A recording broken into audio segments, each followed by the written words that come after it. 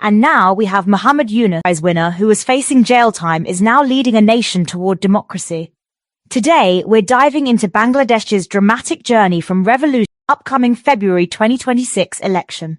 We'll explore how the interim government is performing and what's at stake for this nation of 170 million people. Yeah, and what's really interesting is how quickly everything changed. I mean, just a year ago, Bangladesh was effectively a one-party state under Sheikh Hasina. That's right. And now we have Muhammad Yunus, the Nobel laureate, leading an interim government. How did this dramatic shift happen? Well, it all started with student protests in June 2024. Initially, they were just demanding reform of quotas in government jobs. Wait, so this whole revolution began with a protest about job quotas? Exactly. But when the government responded with a brutal crackdown, killing several students, it sparked something much bigger. By August, it had turned into a mass uprising that forced Hasina to resign. And that's when Yunus stepped in? Yeah, and here's where it gets ironic. Just months before becoming interim leader, Yunus was actually facing a 6-month jail sentence on politically motivated charges under Hasina's government. That's quite the reversal of fortune. How has his government been performing? Well, they've established 15 reform commissions to tackle everything from electoral reform to anti-corruption measures. But they're facing some serious challenges.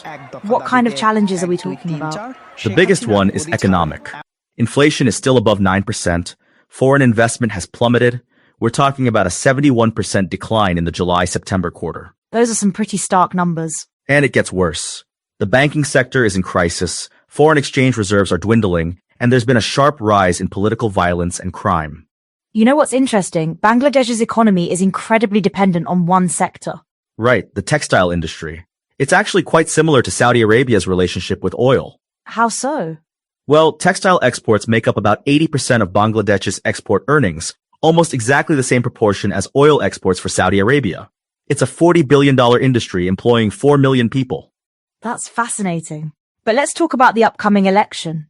Yunus just announced it would be in February 2026, right? Yes, specifically the first half of February before Ramadan begins on the 17th or 18th. And how are people responding to this timeline? It's mixed. The BNP, the main opposition party, supports the February timeline, but some parties like the National Citizen Party want the elections held later, after more reforms are implemented. I heard Yunus has an interesting vision for Election Day.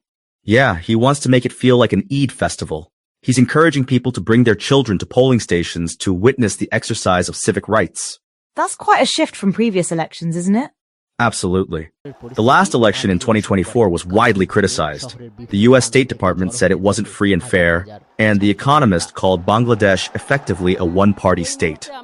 So what needs to happen for this election to be different? Well, historically, elections in Bangladesh have only been considered fair when held under neutral caretaker governments. The 1991, 1996, 2001, and 2008 elections are good examples.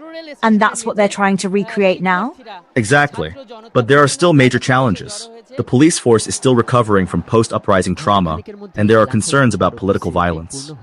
What about international relations? How's that been going? It's been mixed. Relations with Pakistan have improved, but there are still tensions with India. In fact, India recently imposed new trade restrictions. That must be concerning, given the economic situation. Definitely. The IMF projects GDP growth will drop to just 3.9% this year, though they expect it to rebound to 5% in 2026. Those are some pretty sobering numbers. And what's particularly concerning is that investors remain wary due to the political uncertainty and economic mismanagement. Let's talk about some of the reforms. What's being done to prevent past abuses? Well, there's now an inquiry commission investigating enforced disappearances. They've estimated there were about 3,500 disappearances during Hasina's period. That's a staggering number.